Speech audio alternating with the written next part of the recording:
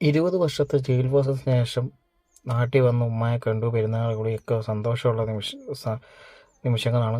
പക്ഷേ ഈ അധികം മാധ്യമങ്ങൾക്ക് മുമ്പിൽ നിന്ന് പറയുമ്പോൾ നോക്കിയും കണ്ടും പറയില്ലെങ്കിൽ നല്ല ഈ പൊക്കി നടക്കുന്ന മാധ്യമങ്ങൾ തന്നെ താങ്കളെ തരം താഴ്ത്തും. 10 ഹെഡ്ലൈനായിട്ട് അവർ വിടും. അപ്പം ആവശ്യമില്ലാത്ത സ്റ്റേറ്റ്മെൻറ്റൊക്കെ കൊടുത്ത് സ്വയം വിമർശനങ്ങൾ ഏറ്റുവാങ്ങാതിരിക്കുക. ഇനിയുള്ള നല്ല ജീവിതം നല്ലതായിട്ട് മുമ്പോട്ട് നോക്കുക. ഉമ്മയോട് ഹാപ്പി ആയിട്ടിരിക്കുക.